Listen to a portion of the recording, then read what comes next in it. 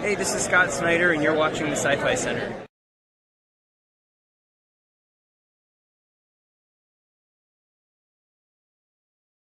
Hey, this is Scott Snyder, and you're watching the Sci-Fi Center. Welcome to the Sci-Fi Center, the place to be, where comic books and wrestling collide magically. Movies, TV shows, and pop culture we share. Get ready to rock, we're here to take you there. From superheroes to aliens in outer space, we've got the latest news and reviews in our embrace. Turn on your screen, let the neon lights glow. We'll take you back to the 80s. Let's rock and roll.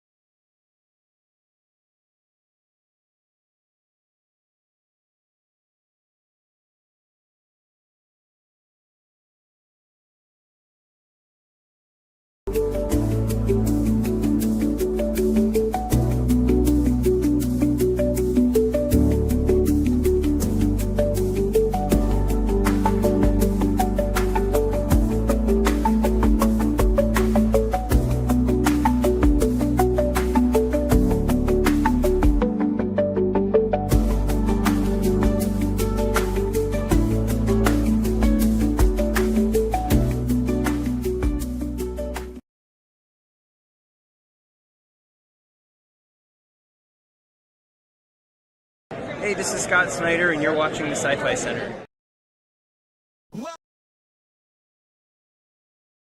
Welcome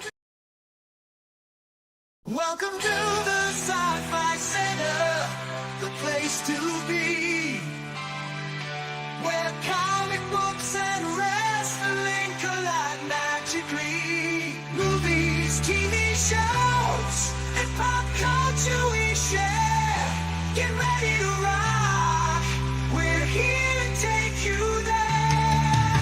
From superheroes to aliens in outer space, we've got the latest news and reviews in our embrace.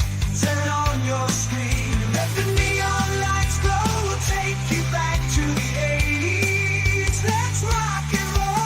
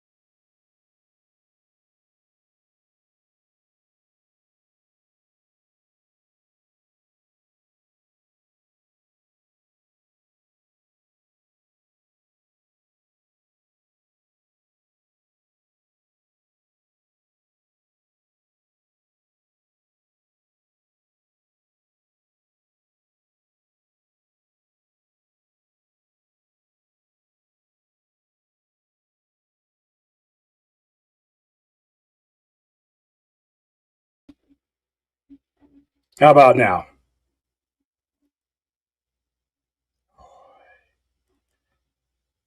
Fourth, let me know if you can hear me before I go on for the third time. I came out of StreamYard and came back in. All right. All right. Now that you all can hear me, what I was saying before, you could probably read my lips, is if I had a more emphatic way to say fuck StreamYard, I would. I wish I spoke different languages so I could say fuck StreamYard in every one of them that I know. I want to say fuck StreamYard in Klingon. I want to say fuck StreamYard in Vulcan. Whatever Baby Yoda speaks, fuck StreamYard. You motherfuckers owe me some money because this is bullshit. None of my buttons work. None of my dashboards work. It took me 3 times to get this show started on 2 different computers, so I know it's you. Process of elimination. Ever since you hiked these prices, I've been getting bent over and fucked. Like I said before, if it was cheap, cool, no problem. If it were free, cool. If I had the little duck, that little lousy duck when you get the free, fine, I can take it. I'm paying good money. We're 21 minutes into this show, and I'm just now being heard. No indication that I didn't have sound. I got people calling me, viewers calling me, telling me I don't have sound. No little mic crossed out, no little mute. All my mic settings tell me I'm live. Oh boy, I will deal with you guys on Monday because I know you're not going to answer any calls on a Sunday. So I will tell you all this in person. Hey, welcome to the Sci-Fi Center.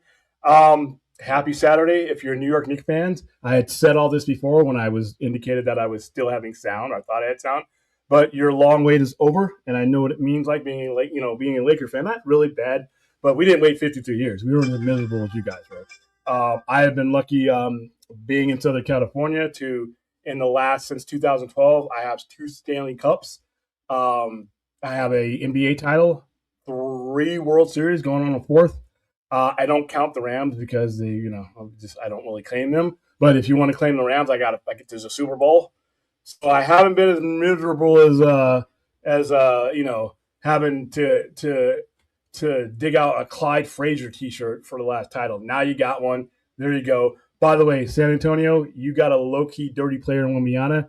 That was a flagrant one. He should have been called for that, and that would have made a suspension. But there's not going to be a Game 6, so there you go.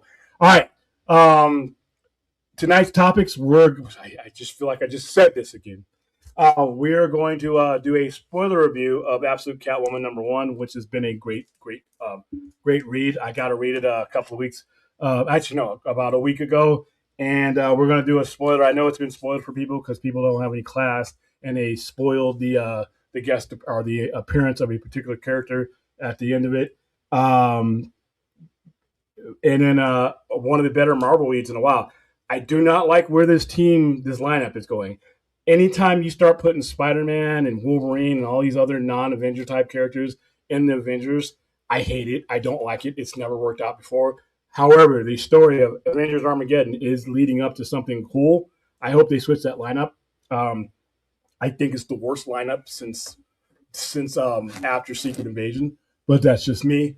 We're going to talk the 45th anniversary of Clash of the Titans, 1981.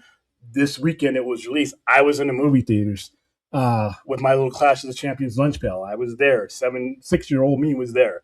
So we'll go over that. We'll watch the original trailer of that. And then something I kind of tapped on last week when it comes to legacy fandoms and legacy IPs like Doctor Who, Star Trek, and Star Wars, maybe it's time for them to go away for a while. I've been watching Doctor Who since the 80s when we got it on PBS, and it was the 4th Doctor. That was the first one us Americans got on a regular basis. I've been watching Star Trek for over 45 years since my dad handed it down to me. Star Wars, same thing. But I think it's time for these franchises to go away, and I mean go away for a while. A lot of it has to do with the type of fans. that they've accumulated over the years. And when Doctor Who went away for 15 years, it was the best thing that ever happened to it. We ended up coming back in 2005 with David Tennant with some old fans, but a lot of new ones. When Star Trek wasn't on TV for a while, in large part due to a bad network, but a lot of toxic fandom there as well. People cussed at the stars about J.J. Abrams bringing it back, but guess what? That opened the door to a whole bunch of brand new fans. See, I'm starting to think that a lot of these people that have been part of these fandoms, just if it can't be exactly what they want it to be, they would just rather see it die. That kind of sucks. I'm glad previous generations didn't take that stand, because we would never had this stuff to get hands down. So we'll talk about whether these franchises, especially some of the big ones, need to go away. And so yeah, I'm going to skip all the ones where you guys are telling me I have no sound. I know. Thank you for the. I thank you for giving me. I hadn't gone down far, but thank you for the $2 super chat. If you have another question you want to ask me, Rational, for $2 you can. I'm not gonna. I don't want to blow your money on that one. Yes, Nick's one. We're going to talk about Catwoman. I enjoyed it as well. I think they got another hit on their hands. Jimmy Badalinsky's in here somewhere, probably losing his mind. There you go. Yep, there you go. 53 years of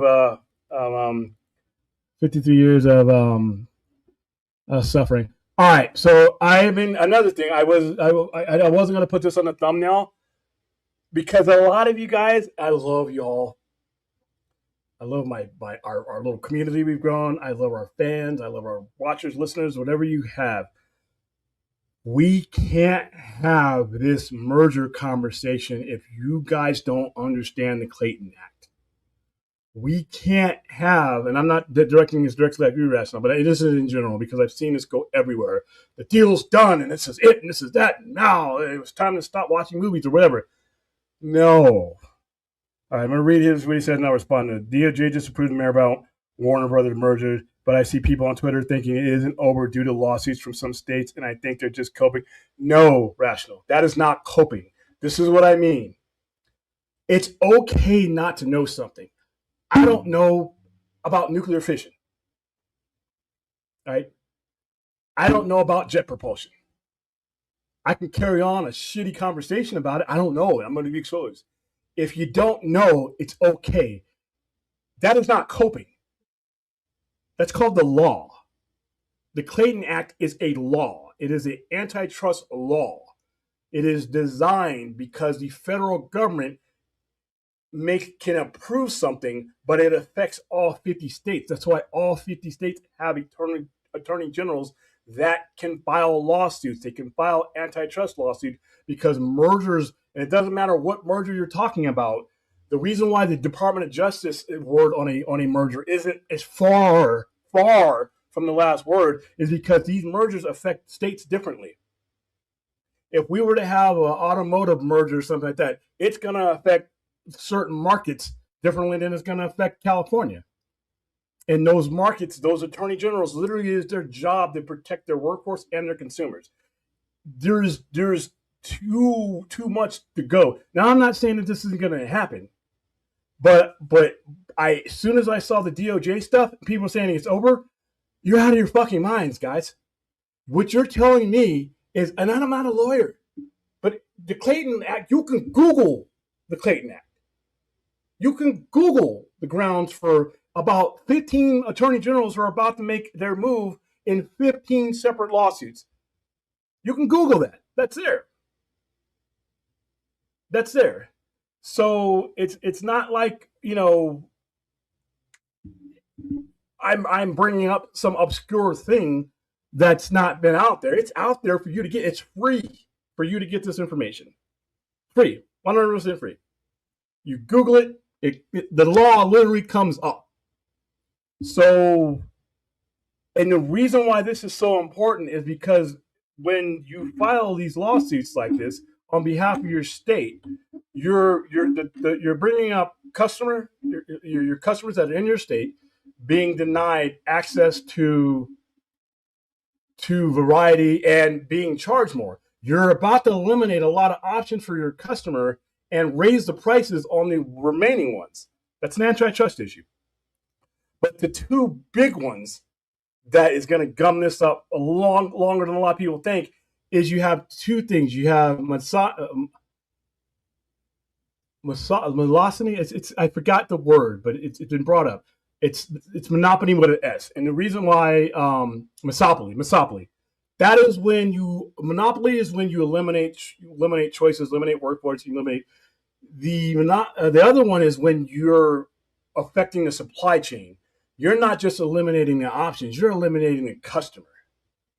You're fucking with the supply chain because you're consolidating two like companies.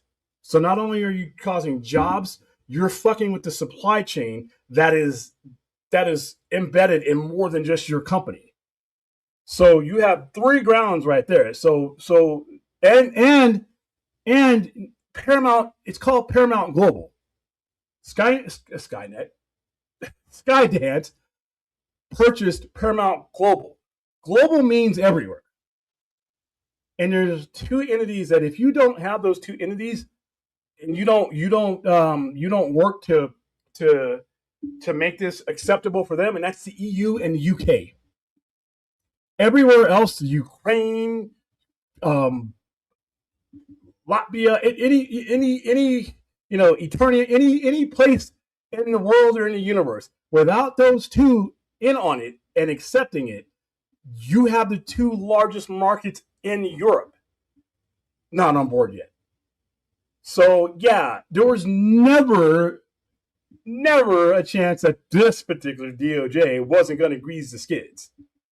There's a lot of shady shit going on between all of them, and we won't go into that here. But we've already talked about all that. So it's not cope rational. It's the law, and you have 15 attorneys. And if either of them, any of them are Chicago, New York, New Jersey, or California, it only is going to take one of them to really jam this up for a while. And remember, I don't know if I said it here or whether it was on Junkie. This is being done on borrowed money.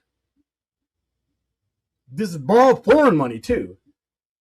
So the longer this gets dragged out, your interest on that is accruing. And when you're on borrowed money, you're on borrowed time. So if you're a stockholder and this gets delayed because EU is about to make a vote to bring it up, they brought it up for a basic investigation. Now it gets reviewed, and that could be a 5-month period. Yeah, you're saying it doesn't take a lot of time. But when you've already borrowed the money and you can't take any action on the money you borrowed, you can't make it back for the people who lent it to you, and you can't make their interest. And you're already accruing $79 billion worth of debt to begin with. So this isn't over yet. Could it still end in Paramount's favor? Sure, of course. But no, everybody who's talking about this, they're not coping. If you're bringing this up as far as state attorney general say, you at least have some basic understanding of the law. You don't have to be a wizard, you don't have to be a lawyer, but if anybody is typing anything and pressing post or send, and they don't have a basic understanding of the Clayton Act and why these attorney generals would be suing, don't push enter. Don't push send. Don't push post. Yeah, because you're going on half information, and this is very important. All right. We are not tomorrow, the weekend wrap-up show. Aaron, I'm gonna bring you on, and you and Knucklehead Brad can literally, roll and slop for an hour or so on the field. I'm not going to bring up tonight because it's not part of the format, and I'm already behind. We'll talk about that on the. You guys can review the shit out of it. Apparently, it's great. I guess I don't know, but we'll do that tomorrow, and I promise to give you time. I will go off screen. You and your creepy counterpart here in America can go to your heart's content. All right, muted. Blade Runner is awesome. I never said Batman Beyond was bad. I just said it didn't have much of a chance of being done in live action. All right, so I think a lot of this. Okay, I'm bringing Brad in right now, but it's not allowing me. There you go. I'm here now. Well, actually, Yeah, before on that note of we are tomorrow's not I'm talking muted. about this right now. You're not Okay, muted. okay, good. Can you You're hear me? speaking nonsense. You're not muted. Yeah. Oh. Well, really? Because before we proceed with You guys have tomorrow. You guys have. yeah, but we're Don't. taking a portion of tonight because Nope. It's not I science recall fiction. It's not horror. It's not fantasy. William constantly telling me Brad's excited for this movie that has 10 people who know of his existence. I want to show you. I want to show you a little endorsement it got earlier this evening. I saw the James Gunn thing. So what? Oh, right. let's just pull it up. I mean, all right. Stream keeps freezing. Okay, this is old.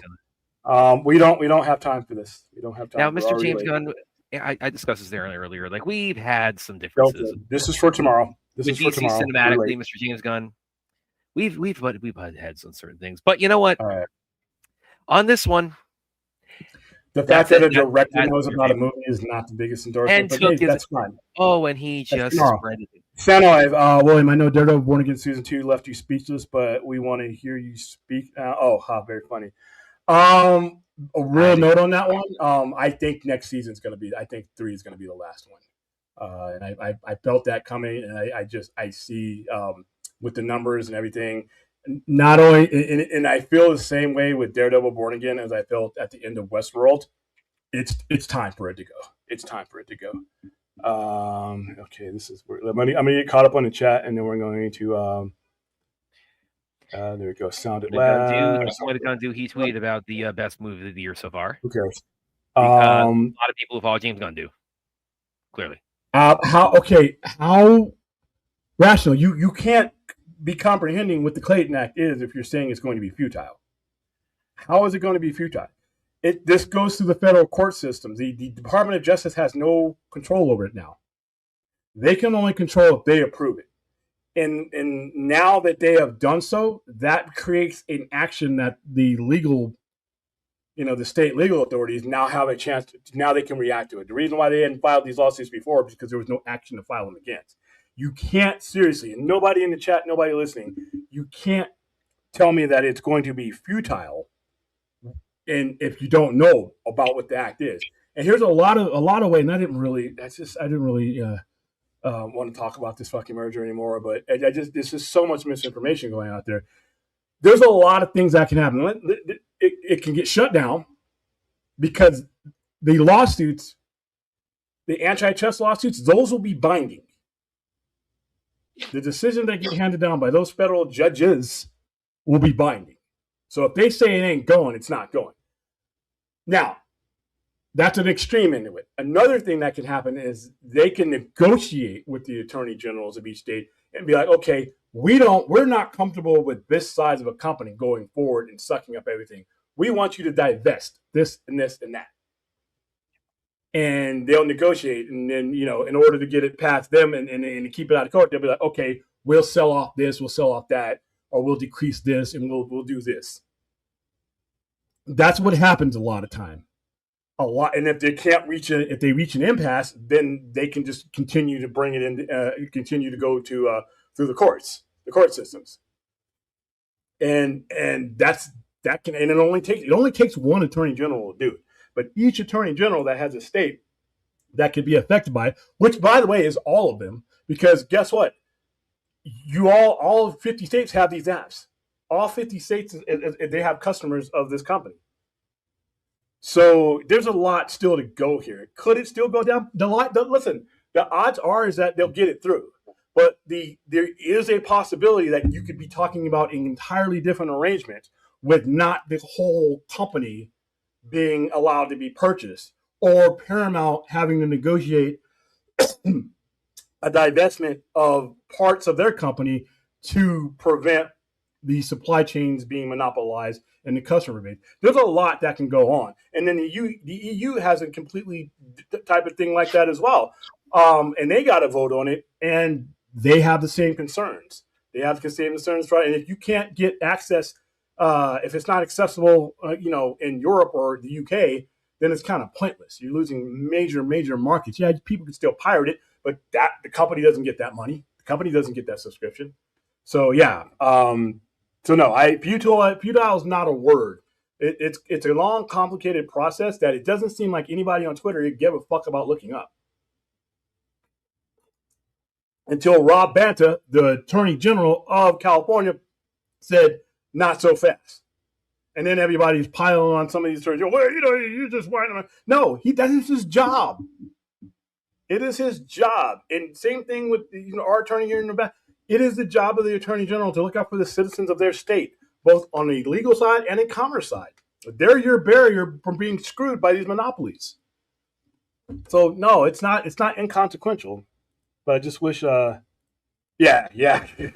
And well, yeah, that's for the Sky thing, or like one thing, because you guys were talking about this on the vodka stream about last night, and like one thing, I also come back to a lot is, and I know this is like, this relates to the guy I was just talking to about his enterprise.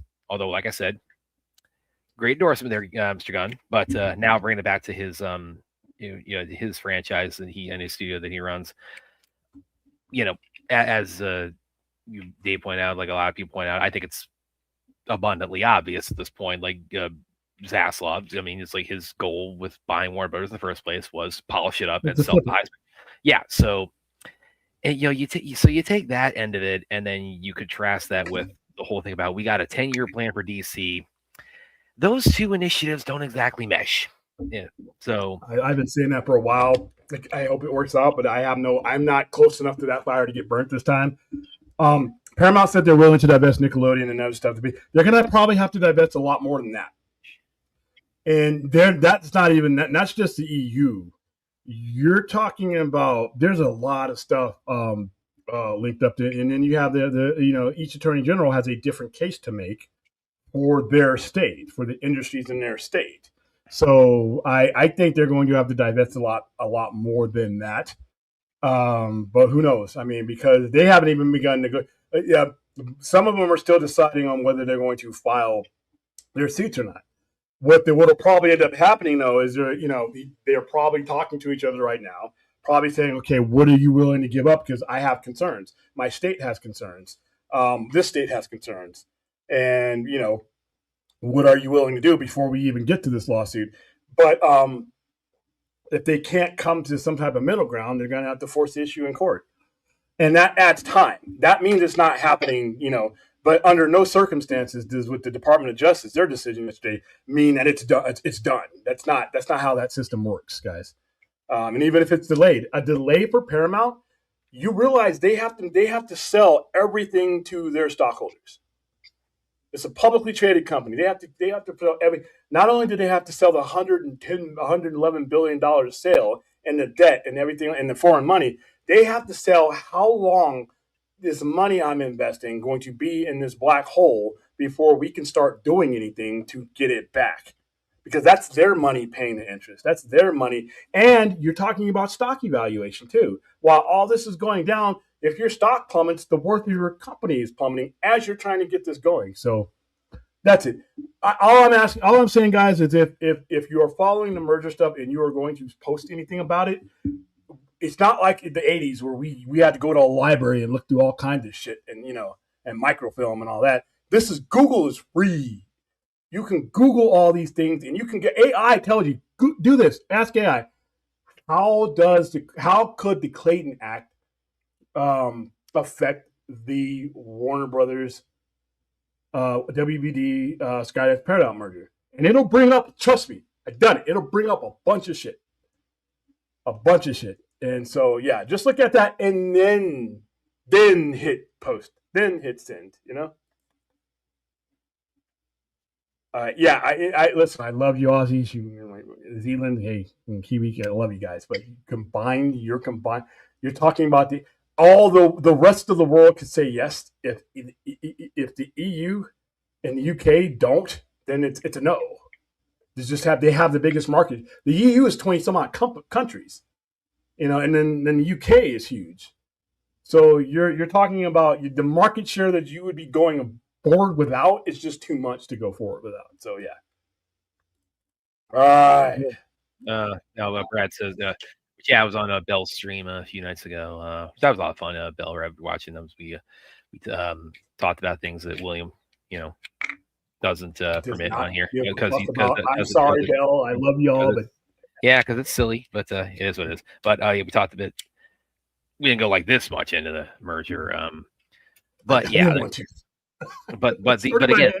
but again, the thing I always go back to is, I mean, Zaslav. It's transparent as hell that he bought Warner Brothers because like this company's like, let's polish this turd, sell it to the highest bidder, and so you've got like just the two, and on the other end of that, it's saying we're gonna have a 10-year plan for DC. It's gonna be glorious. It's gonna be, the fans are gonna love it. It's gonna be the IP's. Give me a contract. Horribly underutilized, and it's like we're gonna like fix that problem. So 10-year plan on this side, merger within like 2 years of buying the company on the other side. It's like, again, these two things.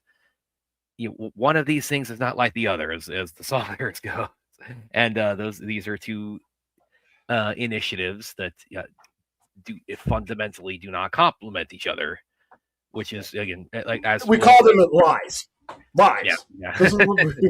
Lies. And that's where William says, and right, I think anybody would be justified in saying, it's like, okay, it's like, I'll believe the 10-year plan, the Gunn's longevity, Safran's longevity, and these were the franchise's longevity. It's like, okay, we'll believe it when we see like a contract that lasts that long, not a 6-month bump on this that we've got at the contract. Otherwise, you're not lying to me. And certainly not when everybody around him is, everybody around you is like getting like 3-4 year extensions, and the DC heads are getting 6 months. Yeah, but I don't believe in anything. I don't believe. And to be honest with you, is that Appy and DeLucas contracts? I don't believe in those either. You know why? Because their contracts can be bought out too. I don't think that's going to happen because I think they like them. But when it comes to anything else, without a contract, we're just talking nice to each other. We're just talking nice to each other, and fans are always, they said they're going to be, you guys just want the Snyderverse back, so you're just the ones just to blow up. No.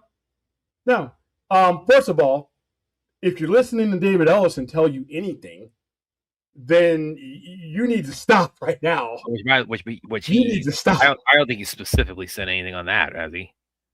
He said that the current regime, the current people, the management team, all the departments were going to carry over once the purchase goes through, and we covered that. And I'm like, yeah, okay.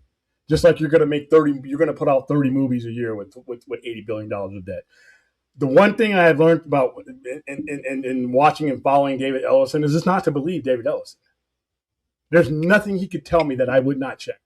Well, you like what's your analogy? It's like you could be on tonight and tell you to your face that you're black and you would need to look in the mirror. He could tell me that I was in Las Vegas right now as we speak, and I would have to ask this phone, where the fuck am I? Because I'm not sure anymore. So, no. But, hey, listen, I didn't mean to jump into this merger. I just wanted to answer some questions, and I just being aggravated because I like carrying on conversation, but with the conversations going forward without the proper tools, guys. I mean, you cannot talk about what's going on with this merger without knowing the laws and the antitrust. You can't. Just basic. You don't need to be a graduate or nothing like that. I'm a dummy. I know what the Clayton Act is. So, I mean, I know there are smarter people. There are smarter people out there on Twitter and all these formats that are way smarter than me that are done deal. And then they're connecting it to shit that has nothing to do with right now. It's like, oh my God, stop. All right. So, yeah, the orange streak. Yeah, this is just a Powerade. This is not my usual thing that I usually have at the house. Anthony Manzano, if all these lawsuits go through and delays, the murder Paramount has to pay for the shareholder. Yeah.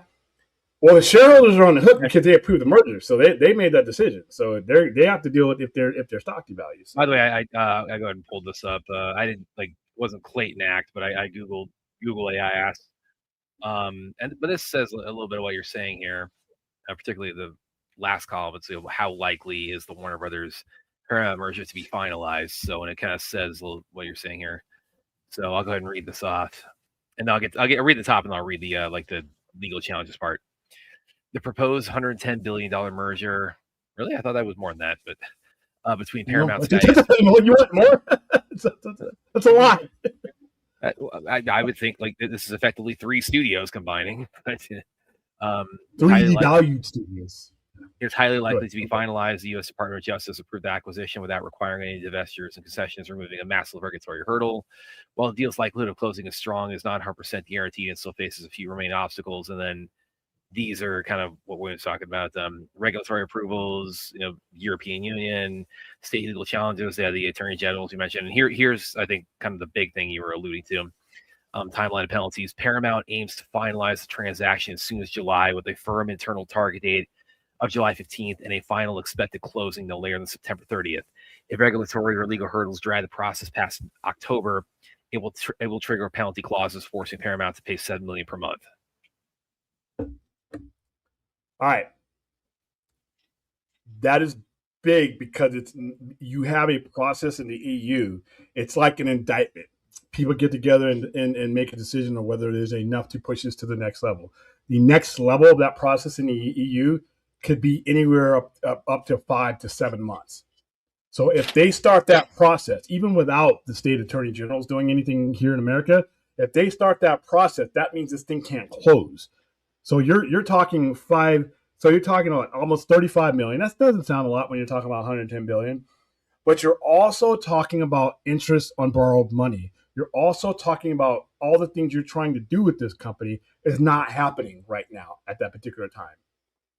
You're talking about your stock because any delays, people are going to start selling off their stock. But see, that was a little bit of a surprise to me in this part here. Like if they don't get stick the landing by September 30th, they have to pay a penalty fee of $7 million per month, which that comes out to, what is that, 84 million a year, which that's like, when you're talking about a $110 million merger, that's not exactly breaking the bank. That's not the biggest hurdle. The hurdle is, what are they going to be forced to divest from the federal lawsuits that come from the state attorney generals? And will the courts find in their favor? If they find that, there would be harm, done to each of these plaintiffs or any of these plaintiffs, then you have to go back. Then the merger is null and void. That's the court, that is a federal judiciary holding that up. If the EU says no, you're not divesting enough, these are things that have to be negotiated, and who knows how long it's going to take to negotiate. All this is happening while your stock is sitting there. And probably going down while this is happening means the value of your company and the leverage that you used all these loans for, you did that on the value, is going down. And you got to pay all this stuff back eventually because these people are going to want their money back. So yeah. I don't think, like I said, I think that it'll end up happening. I'll go on record as saying it could end up happening. I don't think it's going to happen in the exact form that Paramount Skydance thought it was going to happen. Well, and it's going to be a little bit more expensive. Like percentage-wise, if you're giving odds, what would you give that percentage-wise? Right now, I would give 70-30 of it going through. But that doesn't mean that it's going through as is. I think there are going to be things that they are going to have to give up that could change. Well, what's an example? What would you expect them to have to? You're going to have to address the HBO Max Paramount Plus situation. Well, that's a big one, yeah. They're going to have to find a way. I don't know how they're going to do it, but if I'm a consumer, I got both. Okay, I subscribe to both. I got both. But let's say I don't have both. You're eliminating an option for me. Say I don't have Paramount Plus, but I have HBO Max. You're eliminating an option for me and rolling me into your shit that you're going to charge me more for. So I think that's one of the biggest things that has to be. And then certain other industries and supply things that can go into movie making that a lot of other, a lot of other studios and a lot of other common people, because movies sometimes have common supply chains, things like that. Jobs, job consolidation. You're going to lose 6,000 jobs. Some of these markets are going to take the brunt of that.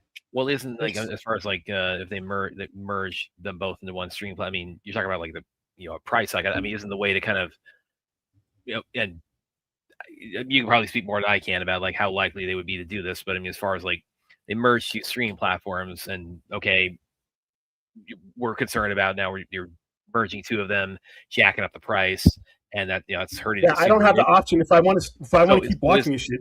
I don't have an option. Well, so isn't like the way to get around that from to say, okay, we're just gonna like keep the price where it was for like one of them? They can't. Yeah. They can't because the price and the infrastructure is going to cost too much. They still have to pay the licensing fees for a lot of the stuff. They have to pay fees to people, royalty. There's a lot of infrastructure, even with the decreased personnel running them, that you would not be able to do, and you would have to justify the expenditure of doing all this to the people who loaned you the money. So if I tell me, okay, I'm going to merge Paramount Plus and HBO, and I'm going to merge those, and I'm a stockholder, I'm on the hook for all this. We need to be making this money back. You can't charge below a certain amount because we're not getting our market value for a combined network, and we're in debt, and my stock's going down. So yeah, that's one of the things that they're gonna have to negotiate, because you're eliminating an option and you're leaving the remaining option is something that could be overpriced for the consumer. And the attorney generals in each state that's one of their jobs, is to protect their consumers. So that's something that's got to be negotiated. The job loss is going to suck. That's going to be one of the biggest things. Well, it hasn't been Spike. It hasn't been Spike like TV. Paramount channel, yeah. Yeah, it's the Paramount Network. It hasn't been Spike, and that pissed me off because that was my channel was Spike when it had UFC, obviously. It had Deadliest Warrior. It had I love the Thousand Ways to Die. That show is so hilarious. It was marketed as, it was very much like it was overtly marketed as like a very testosterone kind of driven, programming. So it was definitely, I was tuning in for stuff all the time on there. Now it's called the Paramount Network, by the way. It's just, that's what it's called. These country music channel. Yeah. Oh, you remember that law? I love this story with Spike Lee launched a lawsuit because he was saying like you're confusing people. They think this network is like named after me or based around me. All right. This is vaguely William, the Attorney General of California, is looking to make this under an antitrust law through a monopoly. Yes, I can't monopoly. I can't. My donkey face can't make the words. Monopoly. That one's seriously important. That's one you don't hear about a lot. But that is the supply chain. That is you're eliminating the customer. You're eliminating everybody. And you're taking those people out of the equation, and that affects the financial ecosystem. So, all right, enough of that. That is, enough of that merger talk. So, let's do this because today is the 45th anniversary of a movie that, even at the time when stop motion was going away, was still, Ray Harryhausen. It was still revolutionary for 1980. 1981, and come on, streamer, what are you doing? Yeah, how did that? All right, I don't even understand. This is a trailer. I know we're going to this. Brought me on 15 minutes, no sound. Like, how does StreamYard do that? I don't know, and it didn't give me the indication too. Usually, when you don't have sound, the microphone is crossed out, and I have the little thing that shows you when you're talking. I can see that, and I'm talking. It sees it, and I'm not realizing it until somebody called me for, and then I had to scroll down. But that wasn't the biggest thing. I've had other problems before I was getting on. I couldn't click on anything and have it come up. Everything I was clicking on was either not happening or delayed. Yeah, I started. If you saw it in the show. The Scott Snyder part, I had to do that 3 times. It was just a pain in the ass. Yeah, we had that a little bit when I was on with Belle. Where it was, unfortunately, it was only at the beginning, but she got a little bit. She got a little bit choppy and frozen, and she kind of had to zigzag back between her laptop and her phone. And she was saying this. Yeah, I felt like it's like I'm on with William now, where he's like, they're both cursing in StreamYard, and yeah. Well, I think she's got the free one. I think she's got the free basic program. I got the expensive one, so they're paying for that. All right, here we go. Provide him with suitable weapons of divine temper, a helmet, a shield, a sword. Find and fulfill your destiny. The myth, the magic, the mystery, the majesty. Destroy Argos! let loose the last of the Titans. Metro-Goldwyn-Mayer presents Clash of the Titans. The good, the evil, the danger, the daring. How may a mortal man face and defeat the Kraken? Clash of the Titans. The combat, the courage, the splendor, the spectacle.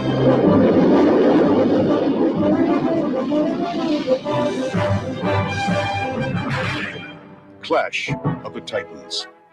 Starring Harry Hamlin as Perseus, Judy Bowker as Andromeda, Burgess Meredith, Maggie Smith,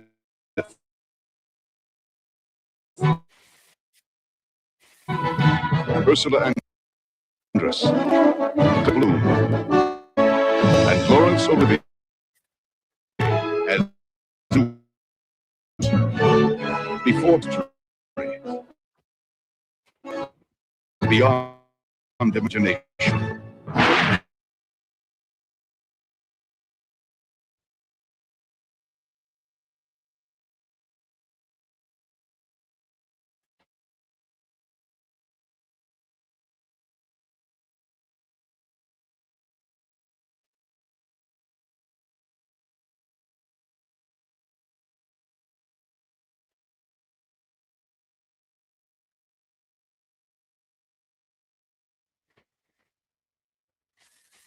So aggravated. But there you go. That was Clash of the Titans. Damn you kids and your CGI and your complaining about practical effects. Look what we had. We had stop motion. That whole movie, all those creatures were stop motion characters, and that had an all-star cast. Laurence Olivier was that dude was a Shakespearean level actor, and you had Harry Hamlin before L.A. Law, Burgess Meredith, from Rocky fame. I mean, this movie was a big deal. And Ray Harryhausen, for those of you guys that don't know, before we had a lot of this stuff that we have now, the way you made creatures like that was stop motion clay, and it would take forever. I've seen the making of this movie. When you buy the Blu-ray or the DVD of Clash of Titans, there's a massive section in there that shows you how these things were made and how he had to one move. I mean, the stop motion cameras, all that stuff, just to make the Kraken just move. And then you had the Pegasus, was one of the hardest things because the Pegasus was flying. And Medusa was completely stop motion, moving her around and shooting arrows. But this was just the kind of stuff that as a kid growing up, it was great. I mean, the news Clash of the Titans kind of shitty, but it was kind of awesome actually. It was, and so was it. But no. it was stop motion actually. It's interesting with that because like probably the first. I mean, it was kind of like a staple of the '80s, because you had Clash of Titans, you had RoboCop, you had Beetlejuice. It was because you didn't have CGI in the abundance that we do today, so stop motion was that was kind of their go-to. I think I could be wrong on this, but I think the first like major example of stop motion cinematically was King Kong. And what's kind of interesting about that is like you go back and like watch the original King Kong. You can kind of the fur on King Kong looks like it's kind of like constantly shifting around it kind of looks a little bit different from shot to shot. And the reason for that is because the puppeteers are moving him frame by frame, so you're kind of seeing like the little indentations of their fingers on each frame every time King Kong moves. So it's kind of interesting, a little bit of trivia. And they really had, I don't think they really had that as much in Clash of the Titans because they didn't have creatures with fur on them. But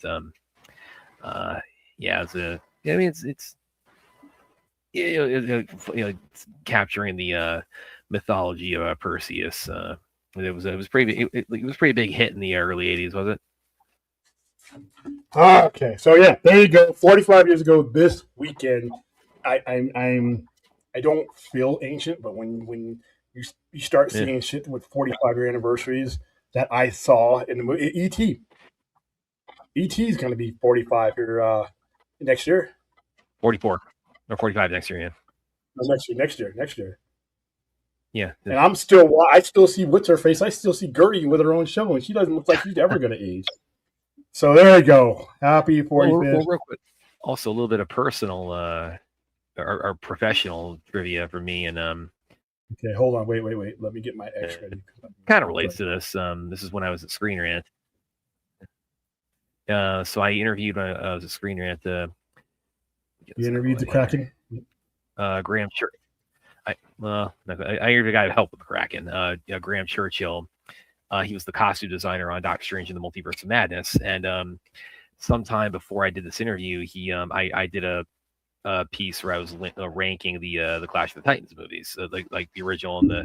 Oh, hell no! Oh no, we are not. No. We're ranking. There's one. No, there are three. There's actually. one. There are three. There are three. I can do math. I flunked math several times, but I can add. Hold on. I can add. I know the stream is jammed up tonight. I know the stream is jammed up tonight, and not everything is working. And there are three. The so there are thumbnail, three. hold on. And this gentleman here thumbnail on 2 out of 3 of them indicates that we are talking about 1981. So there is no ranking. Yeah, well, there is. Well, there was when I wrote this list that this gentleman, when I interviewed him, it's kind of fun. This is like we're starting the interview. He tells me that he. By the way, I read that list you did about Clash of the Titans. He worked on both the original and the 2010 one. He was a costume designer on both of them. So he was and he let me really read his quote here. It's ask him how he's doing. You're doing great. Actually, because I didn't know anything about you, I looked you up on Screen Rant, and I was really interested that you wrote a piece about Clash of the Titans. I worked on both of those, meaning 81 and 2010. I worked on Laurence Olivier's robes, all the armor, and we made all of those costumes in a shop I used to work at when I was 19. We made everything for that show. And then out of the blue, there's like Louis Leterrier is doing a remake, and then I did it all again. So he's been on both of them, and he did a fantastic job on both of them, Graham, I would have to say. That first one was okay. The Kraken design was garbage. The second one I wish I could get my money back. So we've established beyond refute that there are indeed 3 Clash of the Titans movies because this dude worked on 2 of them. So it's not the one I'm talking about tonight. Well, it's the one he's talking about on both of them. Anybody. That's wonderful. Yeah. That's sort of irrelevant. Yeah. I can't get rid of it. I got to pull up something else. No, I think I'll just I thought it was a mediocre movie, Aaron. It was a mediocre movie at best, and it did not have the spirit. It didn't have the spirit of the original one, and it's one of those remakes. I didn't need the spirit of the original one. It's not the original one. I thought it was going to be a lot better than it was, and it wasn't. And the second one was hot garbage. So it didn't need the spirit. All right, now moving on to the actual shit that's in the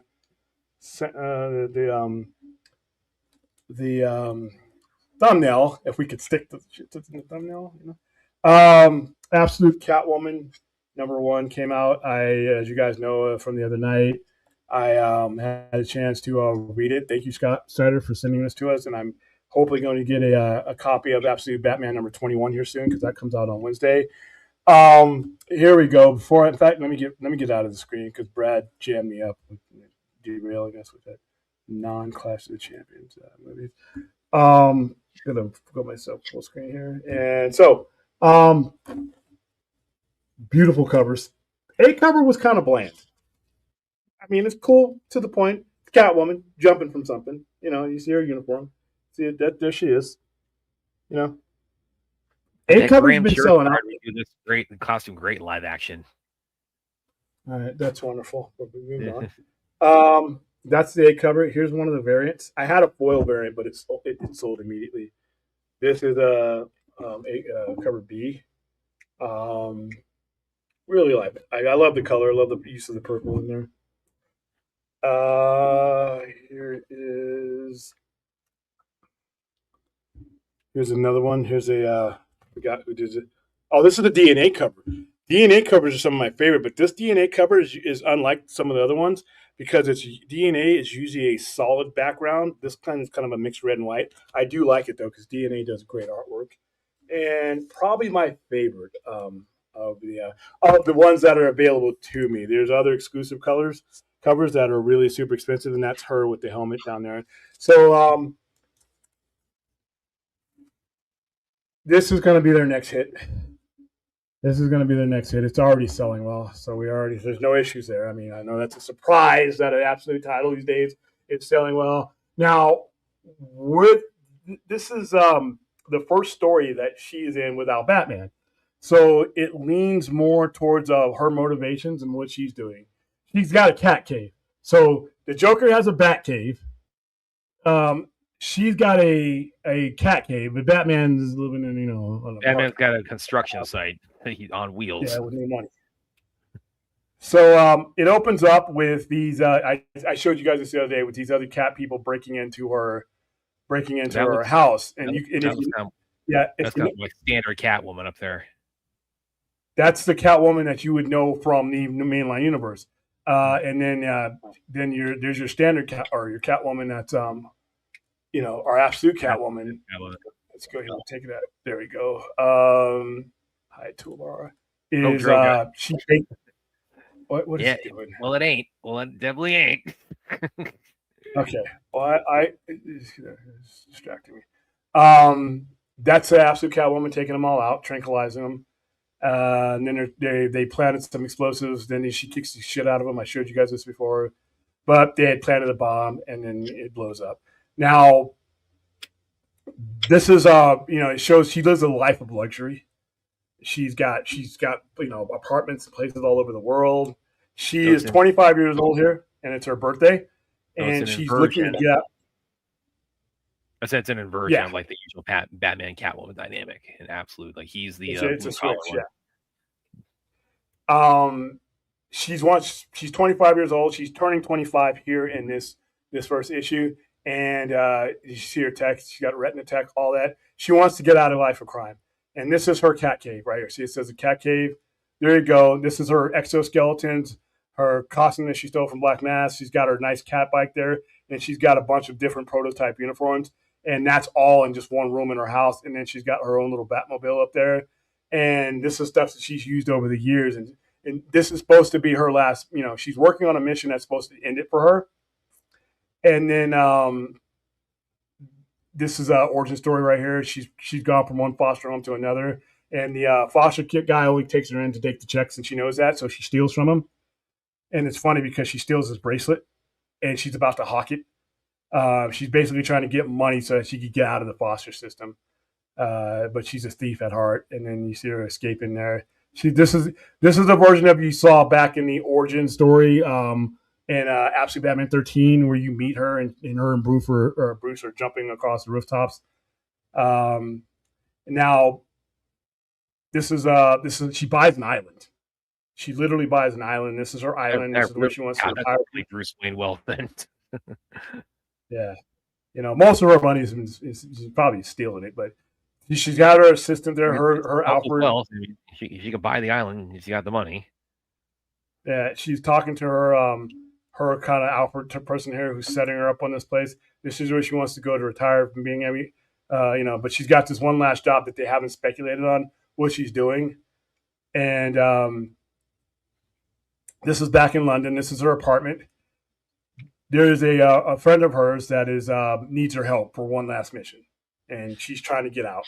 And this is a friend. They have a history of something that went down. I'll let you guys read it to go into that one. She's wishing her happy birthday, but she needs her. She needs her for a mission, and she needs her help. And she's got to steal something back.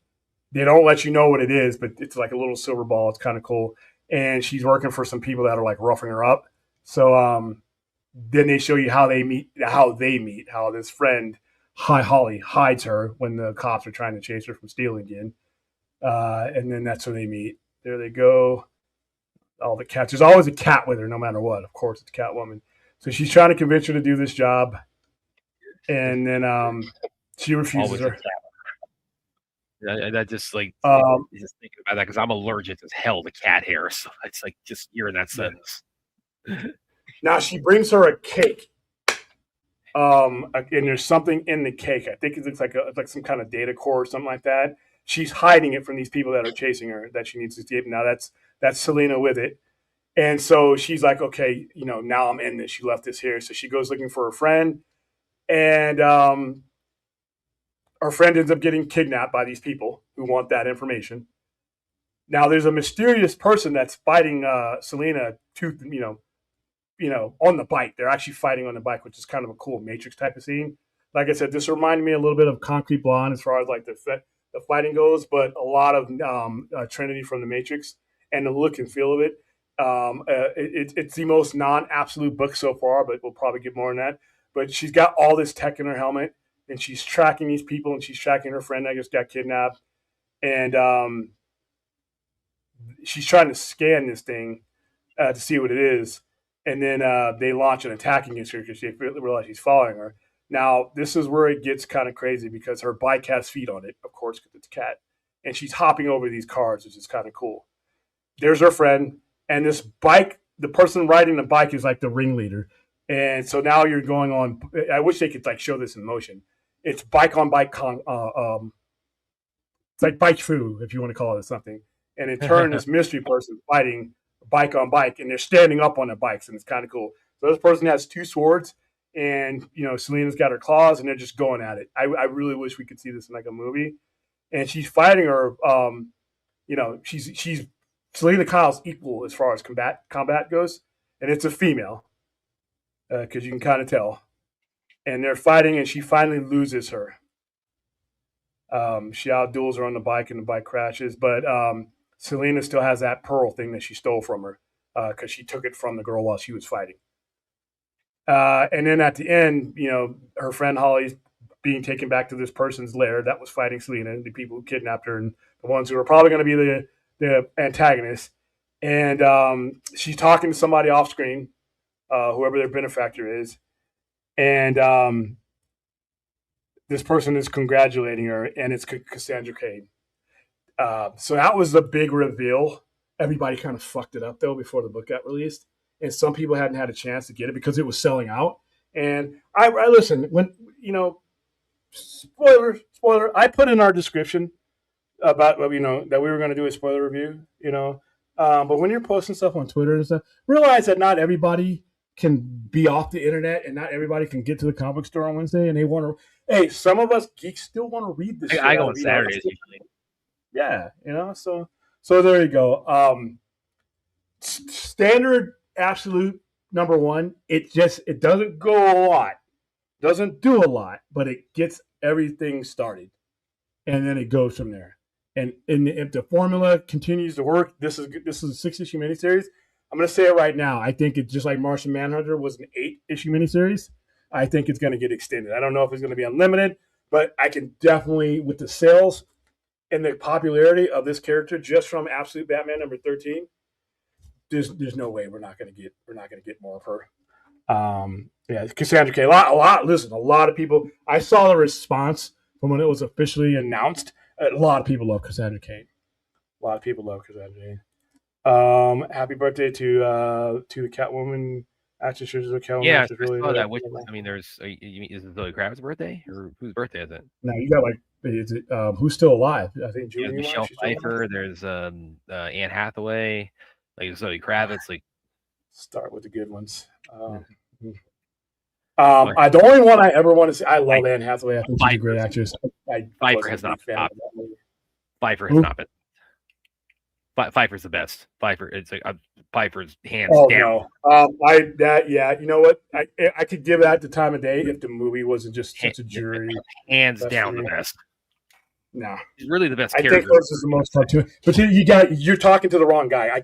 I'm not a big Tim Burton fan to begin with. I thought the movie was bad. I actually thought that had they not corrected the course, that could have been the end of the Batman movies in the 90s. Because that movie was just not good. Yes, he did last week. Thank you for the $5 super chat. Yeah, he did last week. Not any of that. For Brad's credit, he went. He did what he kept his word. He went. He gave his review. He whined all the way through the review, but he did it. Oh, and by the way, apparently, Scary Movie 6 is from one kind of just reading like the box office updates throughout the weekend. Apparently, it's like really, really dropping weekend too, which is like. But it made its money back though. It Doesn't cost matter. I'm nothing gonna. to make. Oh, I have zero guilt about taking Schadenfreude in that. Ooh boy. I will dance on that Oh, grave. Halle Berry is awful. Yeah, that might be the worst one. Well, yeah. But does that even count? Come on. And that's it's the thing is, Razzie. Hey, you know what? Hey, Halle Berry showed up and got her Razzie for that movie. That's a good sport right there. Well, it's interesting you mentioned that because with her, even with that, except she made, she's in the years since. I mean, she's not as disparaging about that movie and that portrayal as that. I mean, don't get me wrong, I loathe that the 2004 Catwoman movie, but she's not as disparaging about that as I probably would indicate. Yeah, I mean, it's a job. It was a job. She did the job. I mean, it's gotten Chappie's probably brought it up a couple times. I mean, it's gotten a little bit of like a kind of cult following as things like Battlefield Earth or The Room have. So I mean, it is what it is. But yeah, I was looking up the actors. So so Michelle Pfeiffer, Zoe Kravitz, Anne Hathaway, Halle Berry. So none of them. It's not the birthday for any of them today. So okay. So, Julie Newmar. Look up Julie Newmar. Yeah, it must have been one of the Adam West ones. Let me look them up. Julie Newmar. Nope, not her. Eartha Kitt. Oh yeah, it might be her. We're running out of. It was just Lee Merriweather's a couple of weeks ago on the 27th. Oh, that's right. Yeah, Lee Merriweather too. She was the one. She was in the movie. And it's not. Yeah, it's not Eartha Kitt either. Okay, so who are you talking about? Is it one of the boys actresses? Who are you talking about there? I've looked up every live action Catwoman, unless maybe is he talking about the girl who was on Gotham? Oh, we don't count that. Carmen Vicka, what was her name? Gotham, I'll look her up real quick. I mean, happy birthday. Should be able to just. Yeah, Carmen Bicandova. Because again, I fell off on that show. I know, Aaron. I know you're into it much more than I was. Yeah, her birthday was in May, but it's not. Yeah, Cameron Bicandova. Yeah, it wasn't today. So there were a couple of them that were in May. But who are we talking about? Chat, name it. We're like 3 weeks out from like the two who were born in May. So you're gonna have to help us out here a bit, son off. I mean, the only other one I could think of. Google. What Catwoman actress was born today? Maybe one of the voice actors. No major actress who has played Catwoman was born on June 13th. The main live-action Catwoman actresses celebrate on different dates. Michelle Pfeiffer, April 29th. Well, we don't even list them all. Halle Berry, August 14th. Julie Newmar, August 16th. Anne Hathaway, November 12th. Zoe Kravitz, December 1st. Eartha Kitt, January 17th. Yeah, so it's not a live action one. We need some clarification on that. Zoe, yeah, she did. Yeah, Eartha Kitt. The first thing I ever saw Eartha Kitt in, you're gonna love this. It wasn't even like on even though they did reruns of the Adam West show when I was a kid. The first thing I'm pretty sure the first movie I ever saw her in was Ernest Scared Stupid. And she had the fact that were you dragged to that movie or did you voluntarily go see that? That was like I saw it like a Halloween party when I was probably like 8 years old. Okay, you had no choice. All right, I understand. What's my favorite Ernest movie? It's not Eartha Kitt, Aaron. Yeah. So we're gonna need some clarification. Hey, tell you what, Aaron. It'll eventually be her birthday, so there you go. Happy birthday, Eartha Kitt. Well, there were a couple of listeners who were born in May, but again, we're about 2 weeks removed from that. So I guess a happy belated birthday. Yeah, there you go. For everybody. You know what? You're all eventually going to have a birthday this week. Yeah, my birthday was in February, so happy birthday to me. Fuck.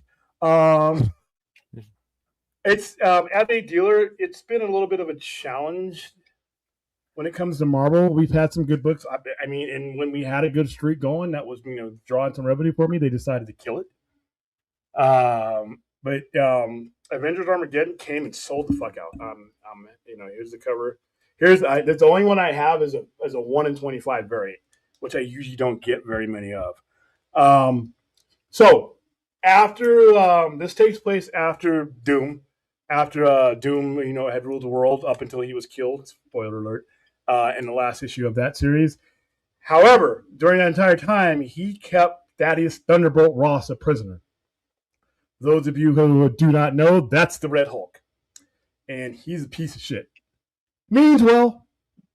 He's a piece of shit. So, with Dr. Doom gone, he gets out of his prison and takes over Latveria. And all the relics and technology in the army and everything. He finds a way, to run it, and he's portrayed very well in this. This is probably one of my favorite versions of him, especially as a Red Hulk.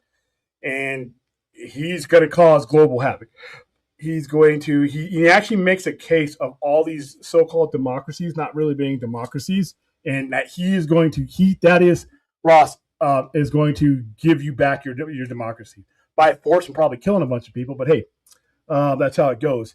Now, the Avengers, Carol Danvers disbanded the Avengers already, so there's technically no Avengers team.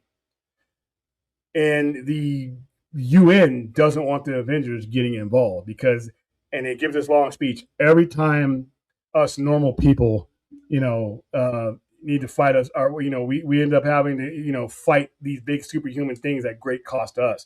We need you guys to just stay out of it. We know you have a history, man.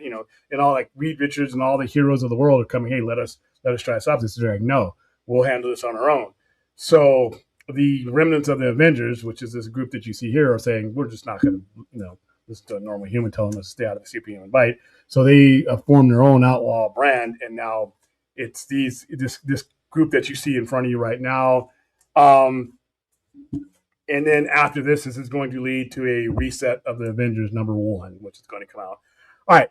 First off, I like the way the story is being built up. I wasn't a big fan of the One World Under Doom. I don't like big, long, bloated stories, and I felt that was just everywhere every time. I like the way it ended, so I was good. There. When it comes to the Avengers, I'm a traditionalist. When it comes to the Avengers, once I start seeing Wolverine, Spider-Man, these other characters that are not Avengers, members of the Fantastic Four, that, in my opinion, this is just one man's opinion, should never be Avengers because they are already iconic in their own roles. Spider-Man, if Spider-Man's ever part of a team, occasionally it should be the Fantastic Four. I hate Spider-Man as Avengers. I hate it when they did it in 2006 in the comic books after Secret Invasion. I absolutely abhor Wolverine as being part of any group other than the X-Men. And then I start seeing, then that leaves the door open for, Power Man, all these other characters that are second, third, and fourth tier Avengers. But this Avengers group that they throw together every now and then is like, hey, let's get the most popular characters we have and throw them in a book, and maybe people will buy it. Now, that's what they've done here, but going on Avengers Armageddon #1, they've actually put a strong story behind it. Now, this came with, I don't want to open it now because I got it sealed. There was a Magic the Gathering Marvel Comics promo that came with it. I think that's one of the main reasons why people were snatching it, because I was getting people calling me about it today, and not every one of them had it. But I'm always happy to see Avengers do well. I want Marvel Comics to sell a lot better than they do. Right now, we got Daredevil that's doing pretty well. X-Men are still strong titles, even though they've tested the patience of their fanship with a lot of the changes that they made after Hickman. I hope this Marvel Midnight thing does well. Because right now, for me, DC, just regular DC, is driving the train. I know that I talked to some other fellow owners that are saying the same thing. But you have indie stuff, boom. But it used to be hands down, Marvel was it. Marvel was it. And outside of the Batman titles, you had a hard time with DC. Now it's totally flipped. And I hope it balances out because it's better for stores, it's better for traffic when it does. So I would recommend Avengers Armageddon, but it's selling out everywhere. I mean, this is the only copies I have left, and that's a ratio cover. So these are actually a little bit more expensive. So buy it if you can. It'll probably go into the second printing. But it looks like they're doing something special with some of these Marvel characters. I mean, Spider-Man is doing a little bit better. The X-Men are doing a little bit better. But Daredevil, for me, is a title that I was really wary of. And I'm like, oh, we're starting over with another Daredevil #1. And then I got a chance to read that. And and it's on its third issue now. And I'm really happy with what Stephanie Phillips has done with that. She's really taken the best elements that she possibly could. She's taken a little bit of Frank Miller. She's taken a lot of Ann Nocenti and John Romita. Her run reminds me of what they were doing in the mid '80s. So Marvel is hopefully back on the upswing. It would just be a lot better if all these comics are doing well. All right, Hunter Iggy, what are my thoughts on James Gunn posting the screenshot of the movie? Great. I mean, I'm not rooting against the Furious. I just don't care. I'm not a kung fu guy. I'm not going to avoid it. I mean, kung fu. If it's in a science fiction horror fantasy movie that I'm watching, we're down for it. But I'm not Brad. Brad's the kung fu guy. He gravitates towards that. There's a dude in this movie who gets cracked on the head with a sledgehammer and gets up later on. Okay, maybe it's wonderful. Sounds like the 3Ds are involved, but there's definitely some level of fantasy involved. Gray Louise. Gray Delisle, yeah. I saw that. I looked her up. She that's the day's on her birthday. There's also a voice, of course, of Zula on Avatar: The Last Airbender. Where I was a superhero. None of which I've ever watched. If Brad was a superhero, does that make William a sidekick? William would definitely be my Casey Jones. He would definitely be my Casey Jones. Actually, you know what? I would be Splinter.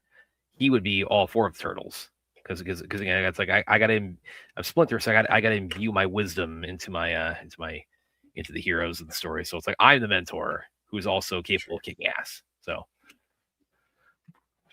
All right, remove. Okay, I just hit the remove. Let's see how long this fucking takes. I hit the remove. Well, I'll try. Yeah. You want to remove that, right? Yeah, I wanted to remove that. I should have been able to do it from my stop screen, and now it's not stopping. Well, if I bring up this other, I'm going to bring up a tweet now, so it's not going to matter. All right, guys, this is I think I've covered everything else. This is the last thing. This is, I really hate, really hate to do this one, but I as somebody who has been a fan of all of these things that have been dragged lately. I'm just annoyed. I'm not having fun anymore when it's interacting. When it comes to interacting with fellow fans, I mean, when this stuff was fun, it was because it was a camaraderie. It was a brotherhood. It's not a brotherhood anymore. It's just a bunch of people screaming. Now, let me get this back up here. Last week I was talking about it when it came to Stargate.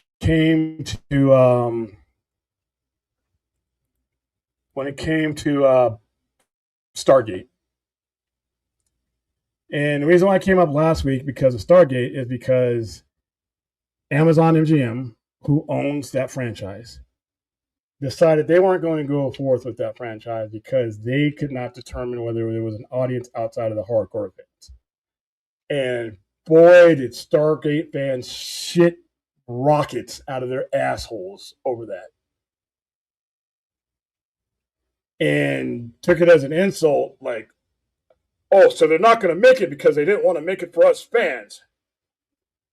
And I'm like, as somebody who's been a Stargate fan from day one, from the movie, I love Stargate SG-1, Stargate Atlantis. I even like Stargate Universe. I was going to give that a chance. And the movies, Ark of Truth, all of that. I mean, I'm a big fan.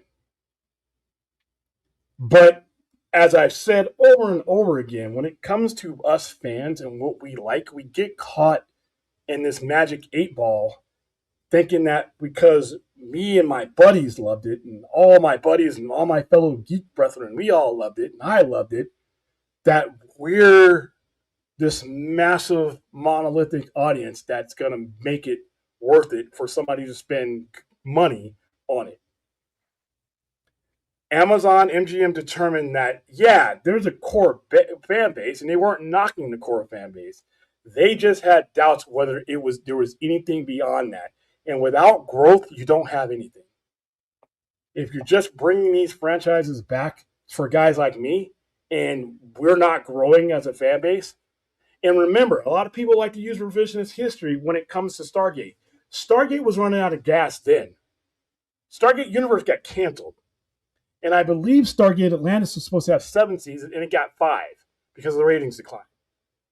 And towards the end of SG-1, after the whole replicator and all the other stuff that they had done before they got to the Ori, which they should have gotten to like 2 or 3 years earlier, as soon as we were done with the gold, we should have we actually had an Ori, because that ended up being 2 good years, but it was gone. But the franchise, audience-wise, was running out of steam then. But I can't believe that. And then I get the corporations don't know what they're doing, and when are they going to get people that love it? I fucking hate that. The one sentence that will make my brain fry or boil inside of my skull: how can we get people who love it? Loving something is not a prerequisite to being able to do it well. It's a bonus. Hey, listen, if you're working on Denis Villeneuve didn't love Blade Runner. Didn't really have a great time making it. But he got it done. Why? Because it was his job, and he is a talented filmmaker. He didn't need to love Blade Runner 2049 in order to make a masterpiece. Some creators love their stuff, some don't. Some just are able to do their job. So when I hear that, when are they going to get people that love this stuff to do this stuff? Stop it. There are people producing things that affect your life right now, whether it be entertainment, food, that just hate getting up and coming to work in the morning. But you know what? They're professionals, and they go do their job. And loving your job is a bonus. There's a lot of miserable motherfuckers out there that are just doing their job because it pays money and it gets them to something else that they want to do. So the same thing with the lanterns. Same thing with lanterns. How come we can't get people that love lanterns? So that it doesn't even know. Fans aren't always the best people at creating stuff. I love lanterns. Am I qualified to make a fucking film or TV show? No. Those are 2 different things. When it comes to Doctor Who, when Doctor Who went away, a lot of people just don't want to remember this because some of them aren't alive. I don't know. Doctor Who was canceled in 1989. Doctor Who was canceled. It was off the air until there was a TV movie in, I think, 96, 97, where they introduced the 7th Doctor. Actually, no, it was the 8th Doctor. They introduced the 8th Doctor, and it was a one-timer on BBC. And then we didn't have Doctor Who consistently from 1989 until BBC America got in bed with the artist formerly known as the Sci-Fi Channel, rest in peace, Sci-Fi Channel. And then you had this thing called Sci-Fridays when you had Battlestar Galactica, and you had Stargate SG-1, you had Stargate Atlantis, you had Eureka. You had all these shows lined up on Sci-Friday, and Doctor Who was the spearhead of that. But prior to that, nobody was biting at the bit to do Doctor Who. Doctor Who had lost its luster, and it needed that 15 years away to literally grow a new generation that would accept it. And that's what happened. So I'm thinking when it comes to maybe Star Trek, maybe Star Wars, some of these franchises just need to go away. They need to go away for a while. They need to go away for a while because the fandom has gotten so accustomed and or entitled to what they believe is the way forward that they are damned if any creator ever does anything. Some of the stuff people are like, look what happened. Oh, go woke, go broke. When I hear the word woke from people, I just stop listening to you. I just stop listening to you. Once I hear woke, or once I hear you use DEI in an inflammatory or a derogatory way, you remember, I don't know if you guys watched Charlie Brown, where the teacher and the adults are talking, and it's incoherent nonsense. That's what I hear when I hear that. But when it comes to Doctor Who, now, could some of these things be written better in some cases? Sure. But that's been the case throughout all of these franchises. Watch the first 2 seasons of Star Trek Next Generation, and they hurt my eyes while I was watching them. But you saw potential in the show and went forward. But I don't even know if you got William Shakespeare, brought him back to life, and had him writing some of these franchises. If they don't do it in the exact same way that some of these fans want, William Shakespeare doesn't love Star Trek enough. Why don't they find someone else? I mean, you're just gonna hear it doesn't matter who it is. It's a generic term.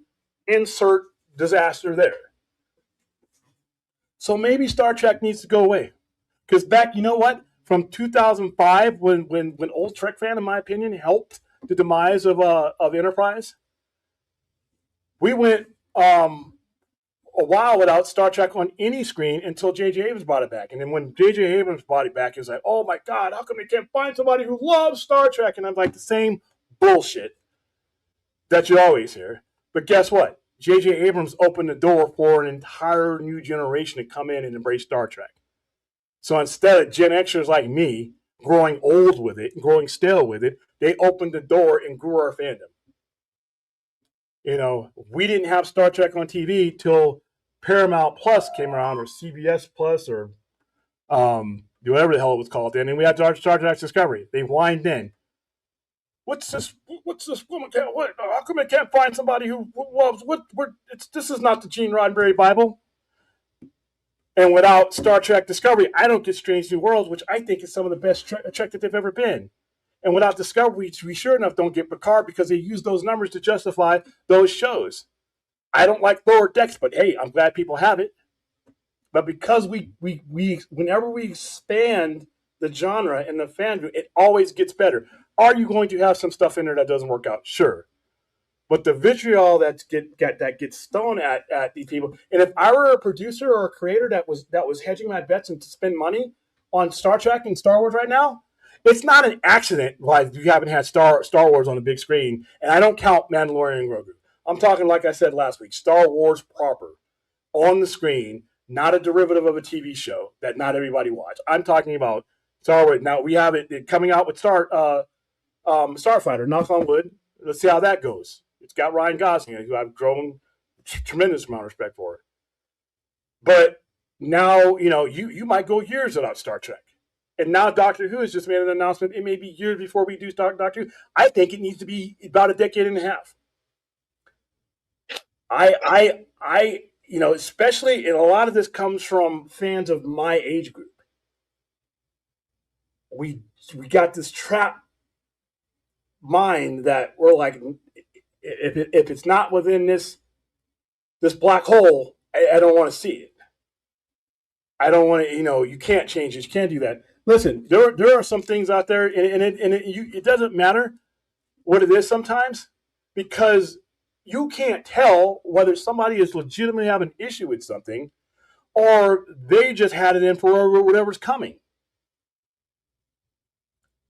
And you start to hear the same stuff. It's just like cereal, So maybe Star Trek needs to go away, and another Generation Y or whatever, needs to grow up, look at all the stuff that made Star Trek special, and maybe then it might be a time to make some new Star Trek. But with the current state of a Star Trek fan, especially online, like I said, it's good when I go to the convention. I'm going to meet people at the convention that are not carrying on this way, especially online. But unfortunately, like I said before when I was muted, the jackass that makes the fart sounds in the class is going to screw it up for all the people who want to just learn how to read and write and do arithmetic. Unfortunately, sometimes the loudest of us, the most obnoxious of us, gets the attention of the people who make decisions. And right now, there's just too much noise. So I think for the good of Doctor Who needs to go away till maybe 2040. I got 60 years of Trek. I'm okay if I don't see any more for another 15 years. Star Wars, we're going to get some Star Wars coming up here soon, but to be honest with you, seeing where that fan base is going, I think we could use some more time away from that. And allow a generation of people with open minds to come in and pitch it to them. Because right now, it's painful. It's painful to see how fans react to certain things. You know, and it's just from our point of view. Everybody thinks the thing that they love. There's so many people out there that think the exact same. Well, how come we haven't gotten this show? How do they? How dare they cancel that show? How come we're not getting this? You know, they're doing research. That basically starts and ends with them. Or other people are doing data analytics. You think MGM doesn't have the numbers to understand what they need out of a new Stargate show? And what does allow fandom? Oh, I'm gonna do a petition. Okay, great. You know what? I shared your petition. I would love to see more Stargate. But like I said before, when it comes to any of these things and attacking people and going on, and we'll show them, they already know you're there. They already know us hardcore 1%. They know we're there. That's not their problem. They need to know if there's anything beyond us. And yeah, that may not be enough. And then people don't want to admit that, you know what? Maybe your current fan base isn't big enough to justify 50, 60, 70, 100 some odd $1 million on something. You know, for Amazon, it's a different story. Oh, they ruined Rings of Power. Amazon's tracking their traffic for that. Because remember, Amazon is tracking traffic in a different way than any other platform is going to. And as long as it's a win for them, they continue to invest in it. So I'm just wondering, and this is a legitimate question. I think that some of these franchises need to go away. They need to go away for at least maybe 14, 15 years. And maybe we revisit them. Not us, but a mixture of us and more open-minded people somewhere down the line. Because even I learned this as a kid. Not all these franchises is going to be revolving around what I want or what I think they should be. Star Trek has not turned out to what I think Star Trek to be. Still find a way to enjoy it. Comic books all around me that I don't think are going in the direction I think they should go. Still find a way to enjoy them sometimes. But yeah, this whole discourse when it comes to certain legacy franchises, I think some of them, and you know what? While those franchises are away, let's create some new ones. People are always talking, well, the indie movies are killing it. Okay, great. Right? All right, let's create some franchises that we mean to be legacies and go on from there. Brand new ones that don't have a Bible, that don't have the SG-1 Bible, that don't have the Doctor Who Bible, that don't have the Star Trek and Star Wars Bible. Let's create something in that interim and then bring back these franchises in, and maybe we'll be a little bit better. Maybe fandom will have changed. Right now, it's just not fun. You actually have to go and interact with people in person to have decent conversations about these things. So it's a legitimate question. I know a lot of you guys are going to disagree, but it's much a statement as it is a question. Do these franchises need to go away for a while to open themselves up somewhere down the line to a generation that doesn't have the death grip on the Bibles that I think are hurting them? So there you go. And that, I think, was the last topic of the day. So right now, I'll just answer questions. So I'll start with that one. Yeah, thank you for the $5 super chat, by the way. He got did do it. a new brand new day trailer?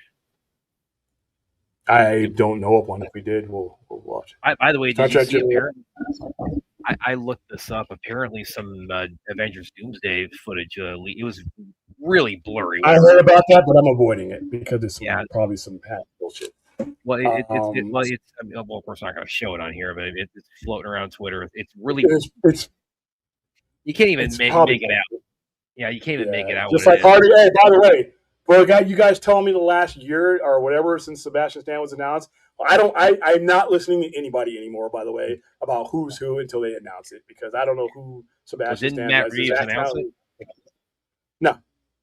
And by the way, to give my 2 cents on that, I'm sure Phil made his feelings on that known last night. I didn't catch that part of it, but Jeff Snyder is not reliable on scoops in this industry. I know enough. We just brought up a YouTuber. I know enough about. I've never had any interaction with him personally, but I mean, I know people in that world in my field. It's like he's not well regarded, and he tends to throw Oh, a lot of wait, shit. we can't. I'm not. We can't be taking shots. I'm not here to take shots at another YouTuber. Well, We don't he's even fine. bring their names up. I'm just putting that again. Like the dude does not. Again, That is not if he our. okay, put it this way: it's like if he came on camera tonight, We right can now, generalize it. The internet in general is not reliable. How about that? if he came on camera tonight and told me I was white, I wouldn't believe him. That's his track record. Sure. No, I haven't seen the. Okay, trailer. Oh, I thank you for the $5 super chat, but no, I have not seen it. I'll wait till it gets released. Aaron's got to go here. Hold on. Let me go in there. Because it opaques it out once you do that. Star Trek Next Generation had very pretty lights, and that's what gave us hope. Yeah, because the Worf's forehead looked like somebody's ass, and then they improved over time. So yeah. Gene Roddenberry's death. Hold on. Gene Roddenberry's death saved Star Trek. No, you know what saved Star Trek, especially Next Generation, is Rick Berman removing Gene Roddenberry from the creative process. Same thing that saved the movies. I mean, Gene Roddenberry is a visionary, but at that time, he wasn't what the franchise needed. And then when they removed him, and that's why a lot of people hated him, Rick Berman and Brandon Braga, because they took over creative control. They saved Star Trek. Those two men saved. You don't have Star Trek Next Generation was getting canceled after season 2. They saved Star Trek. So yeah. What were you saying? Oh, we may lose our thought there on that. Let's go and read Aaron's the current. Oh yeah. So go back to the Harvey. Dent, by the way, before you keep your thought, I want to for the 327 that are watching us on all of our platforms. Thank you for being here. Please like and subscribe. 311 of them are watching through YouTube right now. Yeah, and that's a record for us. Actually, I think it's a recent record for us. Thank you. Like, subscribe, share if you want to be part of the conversation. Leave a comment. Let me know who you are. If you're in the chat right now, say hi. Let us know how new you are. We love growing the family. Go ahead. I'm sorry. Oh, what I was saying though about the Harvey Dent Batman Part 2 thing. It's like, I mean, it's again. I said my thoughts on like that, the source of that, but also, I mean, it's that. I mean, it's quite evident for like all this the Two-Face in the movie. It's like Two-Face in this movie. You'll be seeing him, some capacity, whether it's the recently rumored version. Again, it's like I'd wait for like something a little bit more, with a little bit stronger foundation to kind of for that information. But we'll see. But anyway, going to Aaron's comment here. What you suddenly went quiet, man?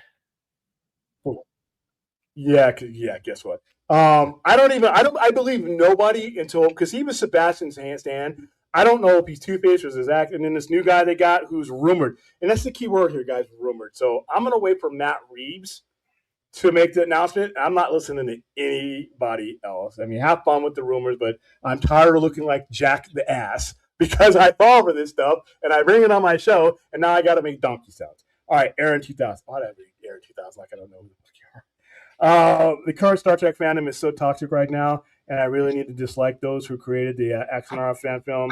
They are also responsible for huge amounts of toxicity. Yeah, they turned something that was nice into something that got ugly and illegal. So yeah, thank you for.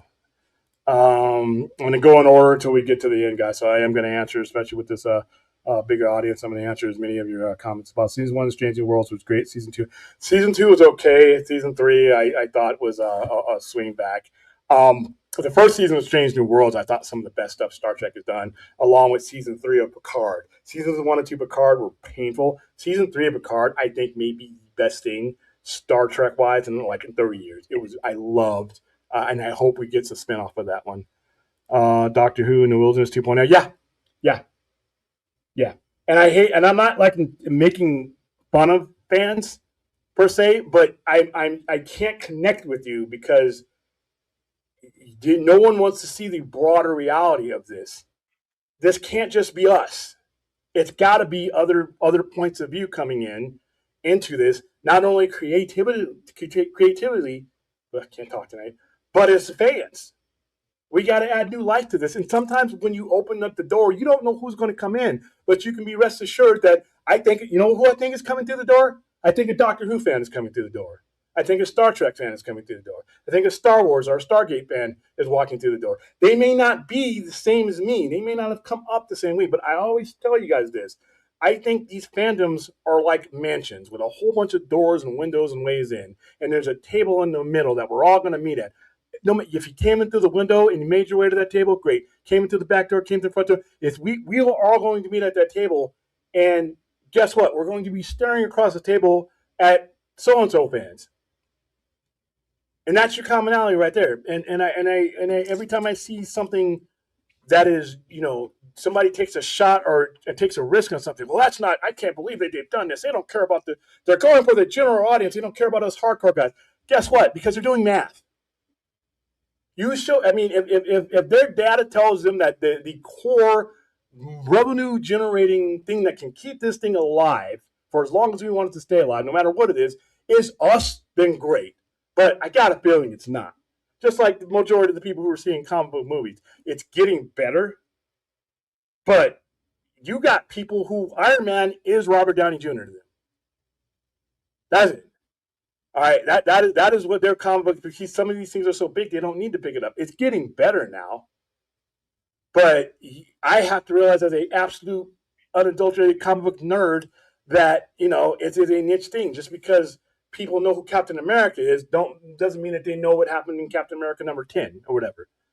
But I want them in here. I want them as part of this brotherhood. So yeah. I'll give Star Trek a chance if I like it. Yeah, and move on. I move on from Lower Decks without making a lot of noise. Ignoring them does wonders too. I can only ignore them to the point where, because it's affecting something I want to watch. I can't ignore them because I'm not getting Doctor Who for the next 3 or 4 years because of them. I'm not getting Trek I'm not getting it's not just what they say, it's how they act and how it steers the trajectory of some of these franchises.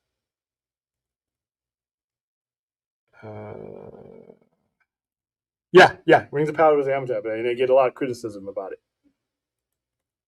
Let's see. Amazon can't cancel Rings of Power in their contract with the Tolkien estate. They see it. And Amazon's okay. I don't think Amazon even wants to cancel Ring of Power because by their metrics, you got to go to Amazon.com, and there's a crap ton of Tolkien stuff that Amazon is going to push. They're going to open your mouth, and they're going to funnel that shit directly down your throat as many ways as they can. I'm waiting for the James Bond fandom to turn on the franchise because it's quite incredible. Jake is what it's going to be. I think James Bond fandom is going to be fine because we've had so many throughout the decades. We've gone through so many, and the way they wrapped up. I'm not even going to go into spoiler, whatever. The way they wrapped up the last James Bond. Well, it's 5 years it happened. Yeah. Well, yes, dude. They've handled that franchise the way they wanted to handle it. Now, we got a new generation coming in, and we got new owners coming in. You know what? There's going to be some changes to the because the Daniel Craig era straddled the Gen X and the baby boomer. It straddled 3 generations. Now, if you want to keep James Bond 007 relevant to a current fandom, and I know people hate, they're doing it for the people who aren't hardcore. They're not going to become hardcore fans if you don't let them in, or if you don't give them a branch. Do you want any of these things to just shrivel up and die? So yeah, I think James Bond's going to be fine. I think they've handled it a little bit better. I didn't like Born Again because the Netflix show seemed much better. Listen, guys, there are certain elements of the Netflix show I like, and I liked then. But as 10 years, as a decade has gone by, and I've seen storytelling evolve, it just no longer fit the bill. There were things about I could pick apart, and as I was watching the Netflix, I was picking that show apart. There was greatness there. Don't get me wrong, there was greatness there, but there was also some shit that really could be improved under different guidance, different direction. Some of the dialogue during some of the people, there was dialogue that didn't need to be there, and then when you just watched the cafe scene between Wilson Fisk and Matt Murdock. That's how they compacted that and made that relevant. That was not going on in the Netflix series. That shit was going on forever. The scene with Frank, all the scenes with Frank and Matt, and then the scenes with Frank and Matt in the in Born Again. That scene in his basement, they say his name. They never pulled anything to that weight off in the entirety of a Netflix series. There were some great moments, but I was shaken when that confrontation about Foggy. He's like, he got life. He's like, how about old Foggy? You get life. And you just felt the trauma. You felt the mutual. They never really got that in the Netflix series. So I think Born Again was better, but I also think the reality of, once again, I think those of us who enjoyed that series and enjoyed, season 1 and most of us season 2 of Born Again are not as big of an audience as we thought we were. And I was disappointed with that because I was doing watch parties thinking that, hey, this is going to be, and it just wasn't. And I think this next season is going to be the last season. Could be wrong, but I think K Omega is smoking wacky stuff. All right, you're not alone. We're talking about World Cup. Aaron, don't make me ban you. I'm sorry, guys. I'm a sports guy. I can't do soccer. Not banned. I tried in 1995. I tried in 1995 when the World Cup was here the first time. Or 1994, and I just tried to get into it, and I just couldn't do it. I need hockey. I need more violence. I need more action. Oh wow. 308 watching. Yeah, 330 right now, and they're not just all on Which 310 are watching via YouTube. Yeah, usually it's the other way around. We have a very strong and what just happened? Strong, it just suddenly is that radio host friend of yours like direct people our way again? She could be. Yeah. But usually that would be on YouTube. That would be on X this time. So it's something different. Hey, you know what? Maybe all the hard work is paying off. Shit. Maybe we're attracting an audience. Who knows? Hey, how you doing, Larry? Yeah, here we go. Hey, it's Larry Orchids. Quinn. All right, Sebastian Stan did say he was Harvey did. Yeah, so who am I to believe? So what? I'm not believing anybody. I'm not believing anybody but Matt Reeves, and that's it. That's it. Because I can't even believe, who's playing who. Maybe what? To their credit, this may be purpose. This may be intentional misdirection because we're all trying to ruin it for everybody. So maybe. All right. I won absolutely nothing but plane tickets. Okay, that means you're high. Cool.